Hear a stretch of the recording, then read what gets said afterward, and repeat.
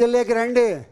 మా ముఖ్యమంత్రి గారు ఈరోజు ప్రతి శనివారము తెలుగుదేశం పార్టీ అమరావతిలో ప్రజలను కలిసేదానికి ఒక రోజంతా సమయం ఇస్తున్నారు. అదే మాదిరిగా లోకేష్ గారు కూడా సమయం ఇచ్చి వచ్చిన ప్రజలతో మాట్లాడుతున్నారు.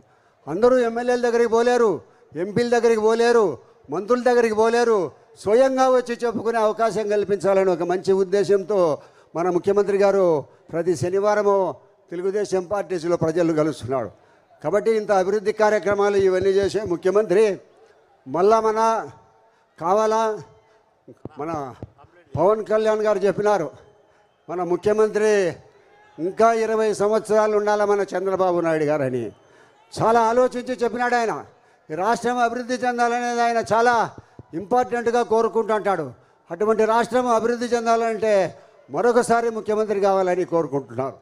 అదే మాదిరిగా చెప్పాలన్నా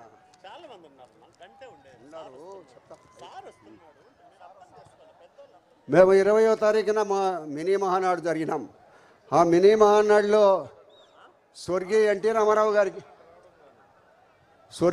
రామారావు గారికి భారతరత్న ఇవ్వాలని మా మినీ మహానాడులో ప్రపోజల్ చేయడం జరిగింది. అదే మాదిరిగా 5 మండలాలకు పొద్దుటూరు పట్టణానికి శాశ్వత దాహాన్ని తెచ్చే కుందు పెన్నా వరద కాలువను చంద్రబాబు నాయుడు కాలంలో మొదలుపెట్టి పనులు 50 కోట్ల రూపాయల పనులు జరిగితే ఈ ముఖ్యమంత్రి జగన్మోహన్ రెడ్డి వచ్చిన తర్వాత ఆగిపోయడం జరిగింది.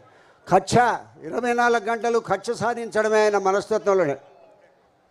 చెప్తానా, ప్రొద్దుటూరులో వైద్య కళాశాలను మీరు ఎన్నికల సందర్భంగా వచ్చినప్పుడు చెప్తామని మంజూరు చేస్తామని చెప్పడం జరిగింది. దాన్ని కూడా చేయాలి. ప్రొద్దుటూరులో ఉండబడిన డ్రైనేజీ వ్యవస్థను పూర్తి అస్తవ్యస్తంగా ఉంది. మురుగు పారక అక్కడ నిలిచిపోయి పట్టణం అంతా దుర్గంధం వచ్చే పరిస్థితిలో ఉంది. కాబట్టి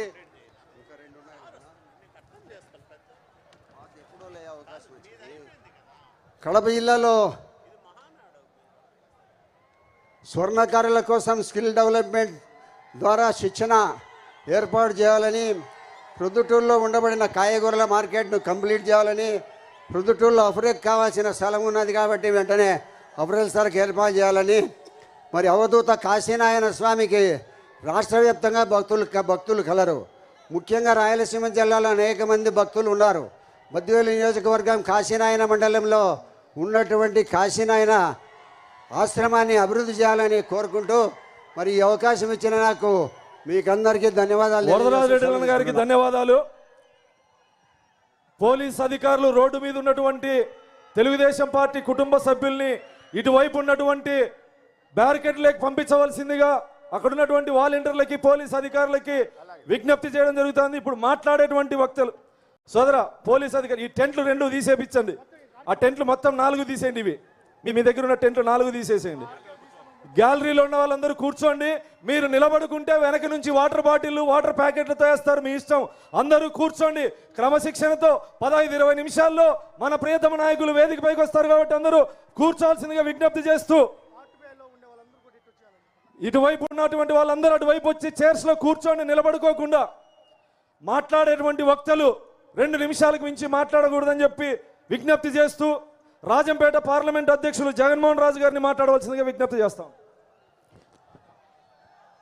వేదిక పైన